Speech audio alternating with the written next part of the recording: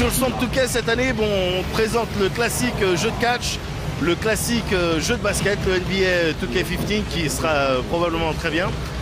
Le Sid Meier's Beyond Earth, donc ça c'est agréable. Mais évidemment, ce qui prend le plus de place, qui est le plus mis en avant, c'est Evolve, à l'image du Goliath massif qui t'explose. Et aussi Borderlands The Pre-Sequel avec un Handsome Jack.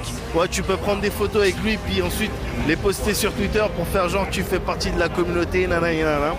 C'est deux jeux pour lesquels voilà, les jeunes font la queue pour jouer. Il y a de la session, vu que c'est de la coop multi, les jeunes jouent ensemble. Puis d'ailleurs, je vais voir si il n'y a pas moyen de gratter une manette. Si les visiteurs étaient effectivement principalement basés autour du prochain Borderlands et d'Evolve, dont on vous parlera dans Classé 18+, le stand 2K présentait également son prochain NBA 2K15, une valeur a priori sûre qui proposera dans cette version de nouvelles équipes de l'Euroleague et qui s'offre comme ambassadeur cette année Kevin Durant des Thunder d'Oklahoma City, le Most Valuable Player ou MVP du moment.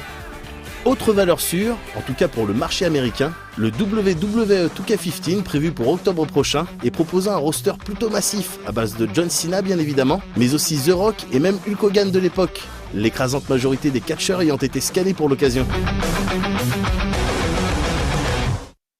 Pour les profils un peu moins tournés vers l'action, on pouvait également trouver sur le stand un petit coin consacré au prochain Sid Meier's intitulé Beyond Earth. Considéré comme la suite spirituelle d'Alpha Centauri, le nouveau titre de Firaxis Games reprend un certain nombre de bases similaires aux dernières civilisations, dans son principe de leader, de construction de villes et de tour par tour, tout en proposant du neuf, notamment au niveau de l'arbre des technologies qui devrait proposer une expérience moins linéaire.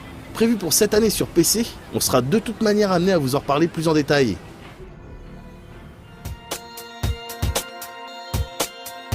Pour conclure les news E3 d'aujourd'hui, nous allons faire un saut sur le stand Disney Interactive.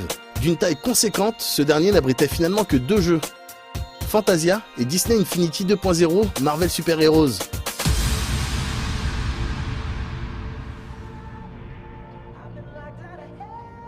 Développé par Harmonix, les créateurs de Rock Band et Dance Central, Fantasia est bien entendu inspiré du chef-d'œuvre de Disney et en particulier du segment présentant Mickey en apprenti sorcier maladroit. Ceci dit, ce n'est pas Mickey que l'on suit, mais bien son maître, l'imposant magicien tout double vêtu, nommé Yensid.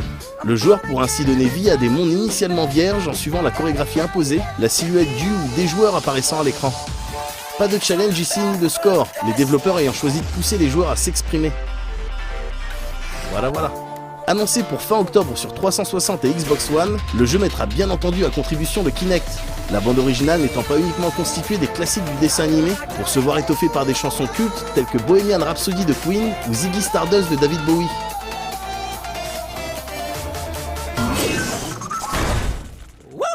L'autre jeu à l'honneur sur le stand Disney était bien entendu la suite de Disney Infinity, le concurrent direct de la série Skylanders d'Activision. Après les héros Pixar, les super-héros de la Marvel sont cette fois-ci à l'honneur. Le stand permettait ainsi de découvrir les nouvelles figurines, toujours aussi réussies, et d'incarner plusieurs super-héros comme Hulk, Spider-Man, Thor ou encore Captain America. Pas d'applaudissements.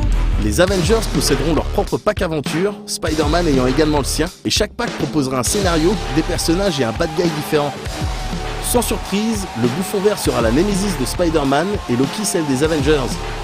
La Toy Box, qui permet aux joueurs de créer leur propre monde, a été updatée et devrait permettre de créer plus facilement et plus rapidement des hubs de jeux correspondant au thème de son choix. Espérons que les développeurs aient revu en profondeur leur copie, le premier Disney Infinity étant affligé de nombreux défauts, dont une réalisation technique assez catastrophique. À ce niveau, il est évident que les versions PS4 et Xbox One ont profité d'un lifting conséquent, qui associé aux nouveautés de la Toy Box, pourrait faire de ce Disney Infinity 2.0 un worthy opponent pour le prochain Skylanders Trap Team.